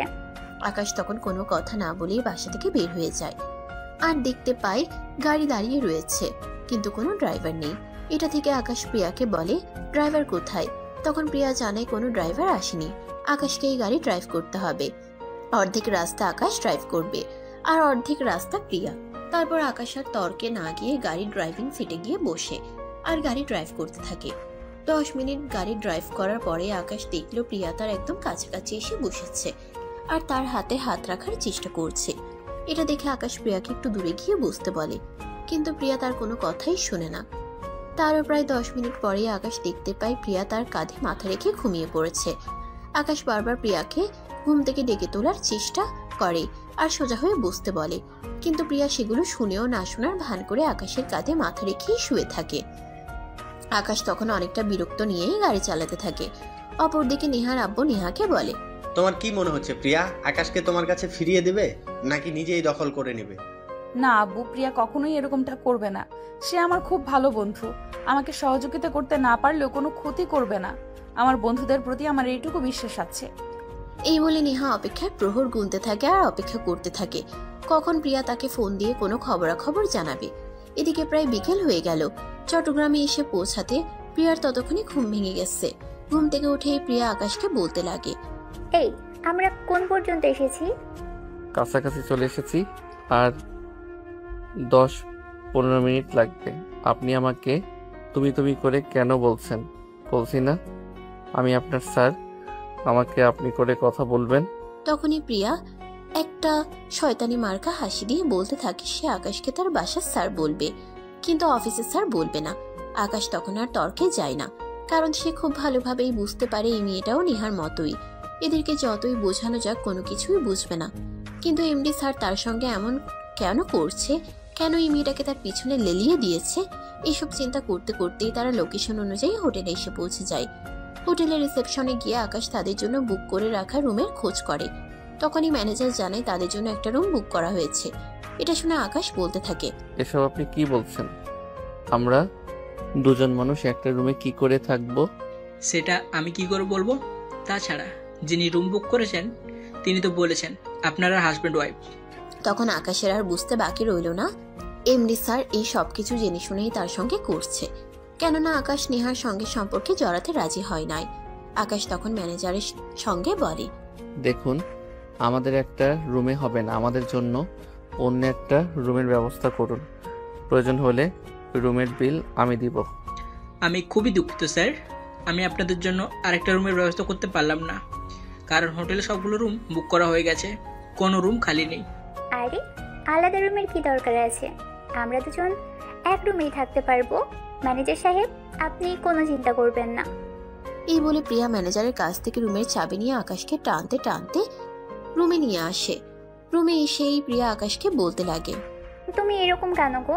আমার মতো সুন্দরী একটা মেয়ের সঙ্গে 3 রাত এক রুমে থাকার সুযোগ পাচ্ছ, তারপরেও সেটা হাতছাড়া করতে চাইছো?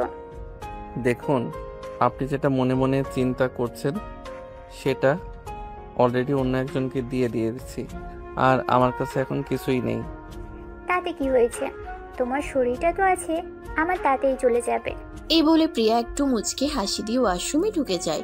প্রায় 1 ঘন্টা ধরে শাওয়ার নেয় আর তারপর বের হয়ে আসে। প্রিয়া যখন ওয়াশরুম থেকে বের হয় তখন তার শরীরে একটা মাত্র টাওয়াল পেঁচানো ছিল। আর এদিকে আকাশ তখন রুমে বসে ফেসবুক স্ক্রল করছিল। তখনই হঠাৎ তার চোখ পড়ে যায় প্রিয়ার উপরে। সে তখন দৌড়ে রুম থেকে বের হয়ে বাইরে চলে যেতে চাইলে প্রিয়া তাকে টান দিয়ে বিছানার উপর ফেলে দেয় আর সঙ্গে সঙ্গেই দরজাটা বন্ধ করে দেয়। এটা দেখে আকাশ বলতে থাকে, এই কি করছেন আপনি? আপনার একটু লজ্জা করছে না বসের সামনে এসব করছেন? আপনি এখনই নিজে কাপড় চোপড় ঠিক করুন আর আমাকে রুম থেকে বের হয়ে যেতে দিন। যদি আমি যেতে না দিই তাহলে কি করবে বলো শুনি? দেখুন, আপনাকে আমি রিকোয়েস্ট করে বলছি, আপনি দয়া করে আমার সঙ্গে এরকমটা করবেন না। আপনাকে তো আমি আগেই বলে দিয়েছি, আমার মন প্রাণ সব কিছুই আমি একজনকে দিয়ে দিয়েছি। আমি একজনকে ভালোবাসি। তুমি সেটা বললেই আমাকে বিশ্বাস করতে হবে? আমি খোঁজ নিয়ে জেনেছি কোনো মেয়ের সঙ্গে তোমার কোনো সম্পর্ক নেই, আর তুমি বিয়েও করনি, তাই তোমাকে আমার করে পেতে কোনো বাধা নেই। আকাশ তখন আর এসব কিছু সহ্য করতে না পেরে প্রিয়াকে বলিয়ে ফেলে সে নেহাকে ভালোবাসে। এই কথা শুনে প্রিয়া বলতে থাকে, আপনি এটা বলবেন আর আমি বিশ্বাস করে নেব? আপনি ভাবলেন কি করে এমডি স্যারের মেয়ে আপনাকে ভালোবাসবে এটা আমাকে বিশ্বাস করতে হবে? আপনি সম্পূর্ণ মিথ্যা কথা বলছেন। আমার কথা বিশ্বাস না হলে আপনি নিজেই অ্যান্ডি স্যারের মেয়েকে জিজ্ঞাসা করে নিন। তার সঙ্গে শুধু আমার বিয়েটা বাদে সবকিছুই হয়ে আছে। প্রিয়া তখন মনে মনে অনেকটাই আশ্বস্ত হয় আর আকাশকে বলতে থাকে, আকাশ যখন প্রিয়াকে ভালোবাসে তাহলে সে কেন এই কথা প্রিয়াকে বলে না। আকাশ তখন প্রিয়ার কথার কোনো উত্তর দেয় না, চুপচাপ রুম থেকে বের হয়ে যায়। আর এদিকে প্রিয়া নিজের পোশাক ঠিক করে নেয় আর রুমের দরজাটা লাগিয়ে দিয়ে সঙ্গে সঙ্গে নেহাকে ফোন করে আর তারপর সবকিছু নেহাকে খুলে বলে। সবকিছু শুনে নেহা প্রিয়াকে বলে, মানুষটাকে পাওয়ার জন্য আমি এত কিছু করছি, আর এই মানুষটা আমাকে কাছে টেনে নেওয়ার জন্য একটু চেষ্টাও করছে না। তবে সে আমাকে ভালোবাসে এই কথাটা তোর সঙ্গে স্বীকার করেছে, এটা শুনে অনেক খুশি হলাম। আচ্ছা, তারপরও তুই তোর কাজ চালিয়ে যা। ওকে দোস্ত, ঠিক আছে, কোনো সমস্যা নেই, তুই কোনো চিন্তা করিস না। তুই আমার বেস্ট ফ্রেন্ড, তোর জন্য আমি সব কিছুই করতে পারি। অতঃপর দুজনে কথা বলা শেষ করে আর এদিকে প্রিয়া বিছানায় শুয়ে ঘুমিয়ে পড়ে। অনেকটা পথে জার্নি করে এসেছে, তাই তার শরীর খুব ক্লান্ত লাগছে। তাছাড়া এমনিতেও প্রিয়া অনেক ঘুম পাগল। একটা মেয়ে এসে যখনই সময় পায় তখনই ঘুমায়। এদিকে দেখতে দেখতে রাত 10টা বেজে যায়। আকাশ হোটেলে ফিরে আসে না, তাই প্রিয়া আকাশকে ফোন করতে থাকে। প্রায় 10-12টা কল দেওয়ার পর আকাশ প্রিয়ার কল রিসিভ করে। কল রিসিভ করতেই প্রিয়া আকাশকে বলতে থাকে, কি ব্যাপার? তোমাকে আমি সেই কখন থেকে ফোন করছি, তুমি আমার ফোন তুলছো না কেন? ঘুমিয়ে পড়েছিলাম, তাই কল ধরতে পারিনি। আর আপনাকে না বলেছি আপনি আমাকে তুমি করে বলবেন না, আপনি করে বলবেন। সেসব কথা পরে হবে। আপনি ঘুমিয়ে পড়েছেন মানে?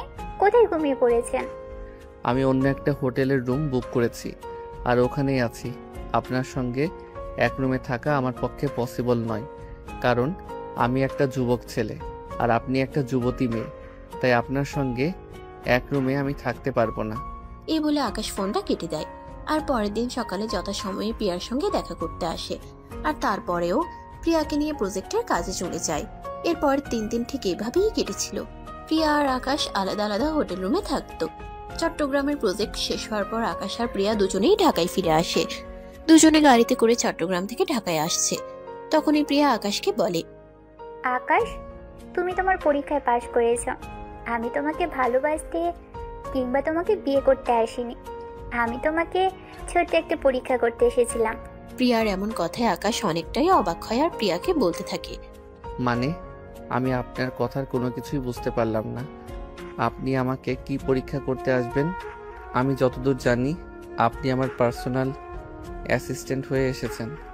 প্রিয়া তখন সবকিছুই খুলে বলে। সবকিছু শুনে আকাশ তো একদম অবাকের চূড়ান্ত সীমানায় পৌঁছে যায় আর ভাবতে থাকে, একটা মানুষ নিজের ভালোবাসাকে পাওয়ার জন্য এত কিছু করতে পারে। যদি নেহা আকাশকে পাওয়ার জন্য এত কিছু করতে পারে, তাহলে আকাশ কেন এভাবে তার ভালোবাসাকে উপেক্ষা করছে? কারোর ভালোবাসাকে উপেক্ষা করাটা তো ঠিক নয়। তাই আকাশ মনে মনে সিদ্ধান্ত নেয় আর নেহাকে কষ্ট দিবে না, আর নেহাকে এভাবে অপেক্ষা করাবে না। নেহা তাকে পাওয়ার জন্য এত কিছু করলো, তাই সেও মনে মনে চিন্তা করলো নেহাকেও একটু বাজিয়ে দেখে নিতে হবে। নেহা আকাশের সঙ্গে মানিয়ে নিতে পারবে কিনা, আদৌ আকাশের সঙ্গে থাকতে পারবে কিনা। তাই পরের দিন অফিসে আসলে আকাশ এমডি স্যারের সঙ্গে দেখা করতে চায়। স্যার, আমি আপনার মেয়েকে বিয়ে করতে চাই। আলহামদুলিল্লাহ, মাশাআল্লাহ, অনেক সুন্দর সিদ্ধান্ত। তবে স্যার, আমার একটা কথা আছে। আমি শুধুমাত্র একটা শর্তেই আপনার মেয়েকে বিয়ে করব। এই কথা শুনে এমডি স্যার জানতে চায় আকাশের কি এমন শর্ত যে শর্তের বিনিময়ে আকাশ নেহাকে বিয়ে করবে। তখন আকাশ এমডি স্যারকে জানায় এটা সে নেহার সঙ্গেই বলবে, এবং নেহা যদি এই শর্তে রাজি হয় তাহলে সে কিছুদিনের মধ্যেই নেহাকে বিয়ে করে তার ঘরে তুলবে। কিন্তু নেহা যদি রাজি না হয় তাহলে নেহাকে ভুলে যেতে হবে আকাশের ব্যাপারে। আকাশকে সে আর কোনোদিন বিরক্ত করতে পারবে না। এমডি স্যার তাড়াতাড়ি রাজি হয় এবং নেহার সঙ্গে কথা বলার ব্যবস্থা করে দেয়। আকাশ নেহার রুমে বসে আছে। নেহা আকাশকে বলে, বলো তাহলে কি তোমার শর্ত? তোমাকে পাওয়ার জন্য আমি সব শর্ত তোমাদের শুনতে রাজি আছি। দেখো, আমার ছোট্ট একটা শর্ত। যদি তুমি সেই শর্তে রাজি থাকো তাহলে তুমি আমাকে সারা জীবনের জন্য পাবে। এরপর আকাশ বলতে থাকে নেহা যদি সত্যি আকাশকে সত্যি সত্যি ভালোবাসে তাহলে নেহা তার বাবার অট্টালিকা ছেড়ে আকাশের হাত ধরে আকাশের ছোট্ট কুড়েঘরে চলে যেতে হবে, এবং বিয়ের পর তার বাবার কোনো সম্পত্তির উপর কোনো অধিকার দেখাতে পারবে না। ইভেন আকাশ যে টাকা বেতন পায় সেই টাকা দিয়েই পুরো সংসার চালাতে হবে। নেহা নিজের হাত খরচের জন্য মাসে লাখ লাখ টাকা পাবে না। আকাশ যে 40,000 টাকা বেতন পায় সেটা দিয়ে হাত খরচ থেকে শুরু করে সংসার করা এবং সবকিছু চালাতে হবে। বিলাসবহুল জীবনযাপন একদম চলবে না। আকাশের এমন কথা শুনে বেশ কিছুক্ষণ চুপ করে থাকে নেহা, আর তারপর আকাশকে বলতে থাকে, ঠিক আছে, আমি তোমার প্রস্তাবে রাজি। তোমাকে পাওয়ার জন্য আমাকে যাই কিছু করতে হোক না কেন আমি তাই করব, কিন্তু তারপরও আমার তোমাকেই লাগবে। আমি তোমাকে ছাড়া অন্য কিছুই চাই না। ভালো করে ভেবে দেখো নেহা, বিয়েটা পুরো জীবনের ব্যাপার। জীবনটা কিন্তু পুতুল খেলা নয়। আজ ভালো লাগলো খেললাম, আর কাল ভালো লাগলো না খেলবো না, সবকিছু ছুড়ে ফেলে দেবো, এরকমটা কিন্তু নয়। নেহা তখন আকাশকে পরিষ্কার করে জানিয়ে দেয় সে সব রকম পরিস্থিতিতে মানিয়ে নিতে পারবে, শুধু তার পাশে আকাশ থাকলেই চলবে। এরপর তার আর কোনো কিছুরই প্রয়োজন নেই, কারণ জীবনে ভালোবাসা থাকলে গাছতলাতেও সুখে থাকা যায়, আর ভালোবাসা না থাকলে রাজপ্রাসাদেও ভালো থাকা যায় না। সব কথা শুনে আকাশ নেহাকে বিয়ে করতে রাজি হয়ে যায়। সেদিন রাতেই আকাশ তার বাড়িতে ফোন করে আর তার আম্মুকে বলে, আম্মু, আমি তোমাদের কথাই রাজি। তুই সত্যি বলছিস বাবা? তুই সত্যি সত্যি নেহাকে বিয়ে করবি? আমার মনে হয় নেহা আমাকে সত্যি সত্যি ভালোবাসে, তাই তার ভালোবাসাকে উপেক্ষা করা ঠিক হচ্ছে না। তাই আমি সিদ্ধান্ত নিয়েছি নেহাকে আমি বিয়ে করব। এরপর আরো কিছুক্ষণ তার আম্মুর সঙ্গে কথা বলে ফোন রেখে দেয়। অপরদিকে নেহার আব্বু আকাশের আব্বু আম্মুকে ঢাকায় আসতে বলে আর পারিবারিকভাবে বসে কথা বলার জন্য বলে। তাই আকাশের আব্বু আম্মু ঢাকায় চলে আসে আর নেহার আব্বুর সঙ্গে কথা বলে। তারপর দুই পরিবারের সম্মতিতে তাদের বিয়ের কাজ সুসম্পন্ন হয়। আজকেই তাদের বিয়ের কাজ শেষ হয়েছে। নেহাকে আকাশ তার ভাড়া বাসায় নিয়ে এসেছে আকাশের ছোট বোন আকাশ আর নেহার জন্য সুন্দর করে বাসর ঘর সাজিয়ে দিয়েছে। নেহা বাসর ঘরে বসে অপেক্ষা করছে। রাত আনুমানিক তখন 11:30টার মতো বাজে। আকাশের ছোট বোন আকাশকে রুমে পৌঁছে দেয় আর বাহির থেকে দরজাটা আটকে দেয়। আকাশ রুমে আসতেই নেহা বিছানা থেকে নেমে আকাশকে সালাম করতে যায়। তখনই আকাশ নেহাকে আটকে দেয় আর নেহার হাত দুটো ধরে টেনে দাঁড় করায় আর তারপর বলতে থাকে, ভালোবাসার মানুষের স্থান পায়ে নয়, ভালোবাসার মানুষের স্থান সব সময় বুকে হয়। আমার হয়তো এখনো তোমার প্রতি ভালোবাসাটা সেভাবে জন্মায়নি, কিন্তু তুমি তো আমাকে ভালোবাসো। তাহলে তুমি আমাকে পাঠিয়ে সালাম কেন করবে? ভালোবাসায় আমার বুকের মধ্যে জায়গা করে নেবে, যাতে আমিও তোমায় খুব বেশি ভালোবাসতে বাধ্য হই। এই বলে আকাশ নেহাকে তার কপালে আলতো করে একটা ভালোবাসার পরশ শিখিয়ে দিয়ে নিজের বুকের সঙ্গে মিশিয়ে নেয়। নেহাও তার বুকে মাথা রেখে সুখের স্বপ্ন বুনতে শুরু করে। দুজন দুজনকে জড়িয়ে ধরে আছে প্রায় 5 মিনিট হলো। তখনই নেহা বলতে থাকে, কি ব্যাপার, এইভাবে আমাকে জড়িয়ে ধরে রাখবে সারাক্ষণ, নাকি একটু ভালোবাসাও খেতে দেবে? না, একদমই নয়। তোমার ভালোবাসা তো তুমি আগেই আদায় করে নিয়েছো। এখন যাও, তাড়াতাড়ি ফ্রেশ হয়ে ওযু করে এসো। দুজনে 2 রাকাত নফল নামাজ পড়বো আর আল্লাহর কাছে শুকরিয়া জ্ঞাপন করব। নেহা তখন আর কোনো কথা না বলে চুপচাপ ওয়াশরুমে ঢুকে যায় আর তারপর ফ্রেশ হয়ে ওযু করে আসে। ততক্ষণে আকাশ আলমারি থেকে 2টো জায়নামাজ বের করে আর তারপর দুজনে একসঙ্গে 2 রাকাত নফল নামাজ আদায় করে। নামাজ শেষ হতেই আকাশ নেহাকে টান দিয়ে নিজের পাজা কোলে তুলে নেয়। এটা দেখে নেহা বলতে থাকে, এই কি করছো তুমি? আমি পড়ে যাব তো, আর পড়ে গেলে তো কোমর ভেঙে যাবে আর খুব ব্যথা পাবো। তাহলে তো ভালো হবে, তখন তো আর রুম থেকে বের হতে পারবে না, সারাক্ষণ রুমের মধ্যেই থাকবে আর আমি ইচ্ছে মতো আদর নিতে পারবো। এই যা, কি বলছো এসব? ও মা, আমার বউটা দেখছি লজ্জাও পায়। তা বউ, সেদিন যখন বিয়ের আগে আমার সঙ্গে এত কিছু করেছো তখন লজ্জা পাওনি? না, পাইনি, কারণ আমি তোমাকে আমার ভালোবাসার কথা বারবার বলার চেষ্টা করার পরেও তুমি আমাকে অ্যাভয়েড করে যাচ্ছিলে। তখন আমার মনে হয়েছিল যেভাবেই হোক তোমার মধ্যে আমার প্রতি একটা টান অনুভব করাতে হবে, আর তখনই মাথায় এই দুষ্টু বুদ্ধি চলে আসে, তাই আমি বাধ্য হয়ে ওরকমটা করেছিলাম। আকাশ তখন আর কোনো কথা না বলে নেহাকে বিছানায় শুয়ে দেয় আর তারপরে তার ঠোঁট দুটো নিজের দখলে নিয়ে ইচ্ছে মতো ভালোবাসার পরশ দিতে থাকে। বেশ কিছু সময় চলে যায় এভাবেই। তখন নেহা আকাশকে বলে, এই কি করছো? আমার খুব কষ্ট হচ্ছে তো। একটু চুপ করে থাকো, সব কষ্ট দূর করে দেব। তাই নাকি? তাহলে সেদিন আমার সঙ্গে এরকম করেছিলে কেন? সেদিন তো তুমি আমার কেউ ছিলে না, আর আজ তুমি আমার বিয়ে করা বউ। আমার সম্পূর্ণ ভালোবাসা পাওয়ার অধিকার তোমার রয়েছে। তাহলে দেরি করছো কেন? কথাটা বলতেই আকাশ আর এক মুহূর্তও দেরি না করে নেহাকে তার সম্পূর্ণ ভালোবাসা উজাড় করে দিতে থাকে।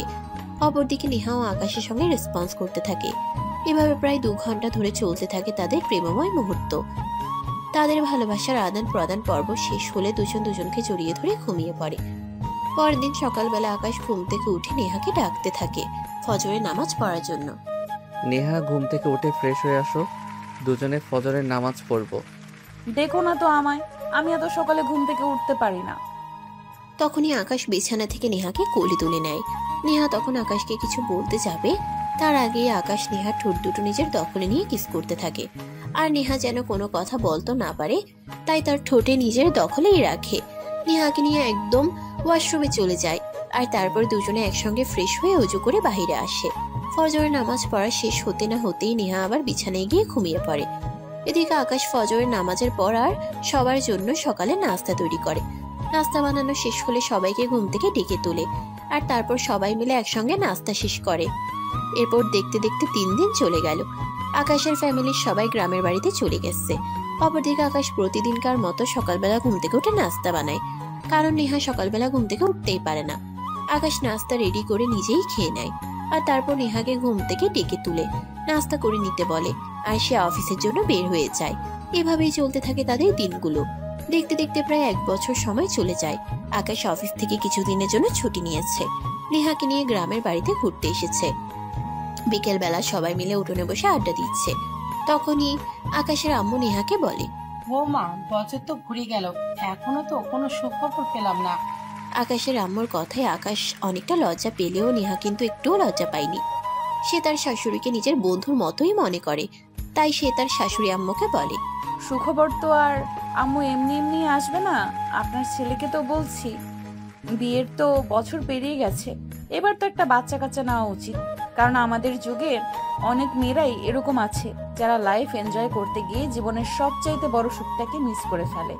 মেয়েদের জীবনের সবচাইতে বড় সুখ হলো তার সন্তান, কিন্তু আপনার ছেলেকে এটা বোঝাতেই পারি না। নেহা, থামবে তুমি? থাকবে কেন? বজ্জাত মার্কার ছেলে নেহা যা বলছে একদম ঠিকই বলেছে। নেহা তো কোনো ভুল কথা বলেনি। তুই তো সবকিছু ভুলে যাচ্ছিস। আমি কোনো কথা শুনতে চাই না বৌমা। আগামী 1 বছরের মধ্যেই আমি যদি নাতি নাতনির মুখ দেখতে না পাই, তাহলে আমি ভুলে যাব আমার কোনো ছেলে সন্তান আছে। আম্মু, এসব তুমি কি বলছো? আমার একটা ছোট বোন আছে, সে এখনো পড়াশোনা শেষ করেনি। সে পড়াশোনা শেষ করবে, তাকে বিয়ে শাদী দিব, তারপর না হয় এসব কিছু নিয়ে চিন্তা করা যাবে। একদম না, আমি কোনো কথা শুনতে চাই না। 1 বছরের মধ্যে যদি নাতি নাতনির মুখ দেখতে না পাই, তাহলে কিন্তু তোর খবর আছে, এটা আমি তোকে বলে দিলাম। নেহাও তখন তার শাশুড়ি আম্মুর সঙ্গে সাই জানায়। এরপর তারা সেখানে আরো 15 দিন থাকে। ঘোরাঘুরি শেষ হলে তারপর তারা ঢাকায় ফিরে আসে। সেদিন সন্ধ্যাবেলা আকাশ অফিস থেকে ফিরে এসেছে। নেহা ড্রয়িং রুমে বসে টিভি দেখছিল। আকাশ ফিরে এসে এটা দেখে নেহা আকাশ আর তার জন্য চা বানাতে চায়। চা বানানোর প্রায় শেষের পথে তখনই হঠাৎ নেহার মাথাটা চক্কর দিয়ে ওঠে। চায়ের কাপ হাতে নিয়ে ফ্লোরে ছিটকে পড়ে যায়। তখনই নেহার হাতের কাপটা ভেঙে যায়। আকাশ সেই শব্দ শুনে দৌড়ে কিচেন রুমে যায়। সেখানে পৌঁছে দেখতে পেল নেহার ওই অবস্থা। তখন সে তাড়াহুড়ো করে নেহাকে রুমে নিয়ে আসে আর ডাক্তারকে ফোন করে। ডাক্তার নেহাকে চেক আপ করার পর বলে, কংগ্রাচুলেশন মিস্টার আকাশ, মিষ্টি খাওয়ান, আপনি বাবা হতে চলেছেন। কি বলছেন আপনি? আমি একদম ঠিক কথা বলেছি, আপনার স্ত্রী মা হতে চলেছে। এটা শুনে আকাশ আর নেহা দুজনেই অনেক খুশি হয়। আকাশ ডাক্তারকে তার ফি দিয়ে বাসা থেকে বিদায় করে দেয় আর তখনই রুমের দরজাটা লাগিয়ে দিয়ে নেহার কাছে চলে আসে। নেহার পাশে তার হাত ধরে বসে, তারপর বলতে থাকে, জানো নেহা, আজ আমার কতটা খুশি লাগছে সেটা আমি তোমাকে বলে বোঝাতে পারবো না। ও মা, তোমার আবার কি হলো যে এত খুশি লাগছে? তখনই আকাশ বলতে থাকে, বাবা হওয়ার চাইতে খুশির খবর পৃথিবীতে আর কিছুই নেই।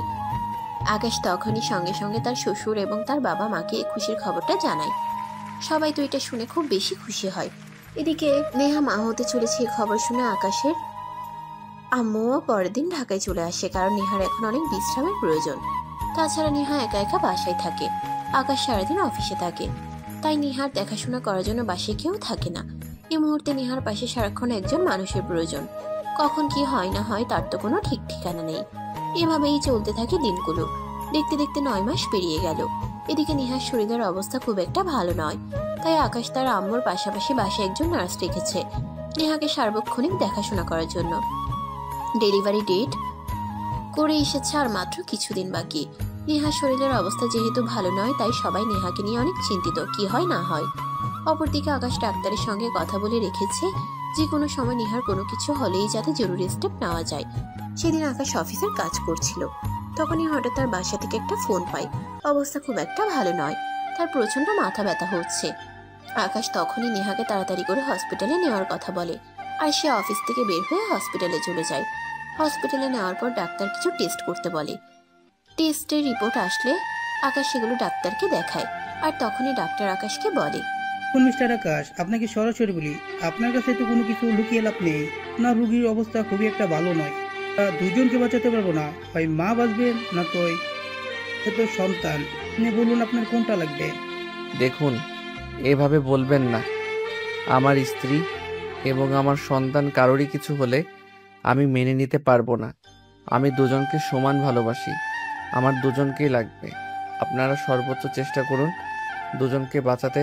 টাকা যা লাগে চিন্তা করবেন না, প্রয়োজন হলে আমি আমার শরীরের রক্ত বিক্রি করে টাকা দিব, কিন্তু আমি আমার প্রিয় জিনিসগুলোর কোনো একটাও হারাতে পারবো না। আচ্ছা ঠিক আছে, আপনি কোনো চিন্তা করবেন না, আমরা যথাসাধ্য চেষ্টা করবো দুজনকে বাঁচিয়ে রাখার। তারপর সবকিছু আল্লাহর হাতে। আল্লাহ চাইলে আমরা দুজনকে সুস্থ অবস্থায় পৃথিবীর আলো দেখাতে পারবো। আপনি আল্লাহর কাছে প্রার্থনা করুন আমরা যেন সফল হতে পারি। এরপর নেহার অপারেশনের ব্যবস্থা হলো। প্রায় 2 ঘন্টা ধরে ডাক্তার অপারেশন থিয়েটারে। আকাশ, তার ফ্যামিলির লোকজন আর নেহার আব্বু সবাই অপারেশন থিয়েটারের বাইরে দাঁড়িয়ে আছে। আকাশ কান্না করছে আর বারবার আল্লাহর কাছে বলছে তার প্রিয় জিনিসগুলোর কোনো একটারও যেন তার জীবন থেকে হারিয়ে না যায়। তখনই তার শ্বশুর তার মাথায় হাত রেখে বলতে থাকে, চিন্তা করো না আকাশ, তোমার ভালোবাসার জিনিসগুলো তোমার জীবন থেকে হারিয়ে যাবে না। আল্লাহ পাক আছেন তো, আল্লাহ কাউকে নিরাশ করেন না। তুমি তার কাছে দোয়া করো, সে তোমাকে ফিরিয়ে দেবে না। এতক্ষণ আকাশ চুপি চুপি কান্না করলেও তার শ্বশুরের এই কথাগুলো শুনে সে চিৎকার দিয়ে কান্না করতে থাকে আর বলতে থাকে, আব্বু, আমি আর ঠিক থাকতে পারছি না। ডাক্তারের বলা কথাগুলো আমার কানে বাজতেছে। আমি দুজন থেকে একজনকে হারিয়ে ফেললেও বেঁচে থাকতে পারবো না। আল্লাহর কাছে দোয়া করো, আল্লাহ যেন দুইজনকে সুস্থ অবস্থায় আমাদের কাছে ফিরিয়ে দেন। এই বলে সবাই আল্লাহ আল্লাহ জপ করতে থাকে। এদিকে আকাশের কান্না যেন থামছেই না। প্রায় 2.5 ঘন্টা পর ডাক্তার ওটি থেকে বের হয়ে আসে। আকাশ দেখা মাত্রই দৌড়ে ডাক্তারের কাছে চলে যায় আর বলতে থাকে, ডাক্তার, কি খবর? আমার স্ত্রী আর সন্তান দুজনেই ভালো আছে তো? আলহামদুলিল্লাহ, দুজনেই ভালো আছে। অনেক চেষ্টা করে দুজনকে বাঁচিয়ে রাখতে পেরেছি। আপনি মনে হয় আল্লাহর খাস বান্দা, তা আপনার দোয়া কবুল করেছে। আলহামদুলিল্লাহ, আল্লাহর কাছে অনেক শুক্রিয়া। আল্লাহ, তোমাকে অনেক ধন্যবাদ। আমার জীবনের দুজন গুরুত্বপূর্ণ মানুষকে তুমি বাঁচিয়ে রেখেছো। এরপর ডাক্তারকে আকাশ বলে এই মুহূর্তে সে নিহার সঙ্গে দেখা করতে পারবে কিনা। তখন ডাক্তার জানে এই মুহূর্তে নিহার সঙ্গে দেখা করা সম্ভব নয়, কারণ অনেকটার উপর অপারেশন করা হয়েছে। নিহার অবস্থা এখন খুব একটা ভালো নয়, তাই আগামী 24 ঘন্টা পার হওয়া পর্যন্ত বাচ্চা এবং মা দুজনকেই আইসিইউতে রাখতে হবে। এ বলে ডাক্তার চলে যায়। আর এদিকে নিহা এবং বাচ্চাকে আইসিইউতে নিয়ে রাখা হয়। 24 ঘন্টা তাদেরকে আইসিইউতে রাখার পর কেবিনে শিফট করা হয়। সে পুরোটা সময় আকাশ আইসিইউর বাইরে এক পায়ে দাঁড়িয়েছিল। সবাই তাকে অনেকবার একটু বিশ্রাম নেওয়ার কথা বললেও সে কারোর কোনো কথাই শোনে না, বরঞ্চ কেউ তাকে কোনো কিছু বললে সে বলতো, আমার জান পাখিটা আইসিইউর ভিতরে রয়েছে, কখন কি হয় জানি না। যতক্ষণ পর্যন্ত আমার জান পাখিটাকে একটু জড়িয়ে ধরতে না পারবো ততক্ষণ পর্যন্ত আমার মনে শান্তি লাগবে না। আমি কোনো কিছুই করতে পারবো না। এই বলে সেখানেই দাঁড়িয়ে থাকে। এদিকে পরের দিন নেহাকে কেবিনে শিফট করা মাত্রই আকাশ দৌড়ে নেহার কাছে চলে যায়। আকাশের এমন অবস্থা দেখে নেহা বলতে থাকে, কি ব্যাপার, তোমার এই অবস্থা কেন? আমার জানটা আইসিইউ এর ভিতরে, তাহলে আমি কেমনে থাকবো? এত ভালোবাসো আমায়, যদি আমার কিছু হয়ে যেত? কথাটি শেষ করার আগে আকাশ নেহার মুখ চেপে ধরে আর বলতে থাকে, তোকে একদম এসব কথা বলবে না। তোমার কিছু হয়ে গেলে আমি কাকে নিয়ে বেঁচে থাকবো? তুমি আমার জান, তুমি আমার কলিজা। তোমাকে হারিয়ে বেঁচে থাকা আমার পক্ষে সম্ভব নয়। তুমি বিহীন জীবন মৃত্যুর চেয়েও ভয়ানক। এই বলে আকাশ নেহার হাতটা ধরে নেহার হাতে চুমু খায়। তখনই নার্স নেহার বাবুকে নিয়ে আসে। আকাশ তার বাবুকে কোলে নেয়। তাদের একটা ফুটফুটে ছেলে সন্তানের জন্ম হয়েছে। আকাশ তার ছেলেকে কোলে নিয়ে আদর করতে থাকে। এটা দেখে নেহা অভিমানী স্বরে বলতে থাকে, তুমি তো এখন তোমার সমস্ত ভালোবাসা তোমার ছেলেকেই দিবে, তুমি তো আর এখন আমাকে ভালোই বাসবে না। নেহার এরকম অভিমানী কথা শুনে আকাশ বলতে থাকে, দূর পাগলি, তোমাকে কে বলেছে এই কথা? তোমরা দুজন আমার জীবনের দুটো অংশ। তবে আমার জান পাখিটাকে আমি একটু বেশি ভালোবাসি, কারণ আমার জান পাখিটা আমার জীবনে না আসলে এরকম একটা রাজপুত্র আমি পেতাম না। কি বলে আকাশ নেহাকে জড়িয়ে ধরে, তার কপালে আলতো করে একটা ভালোবাসার পরশ এঁকে দেয়।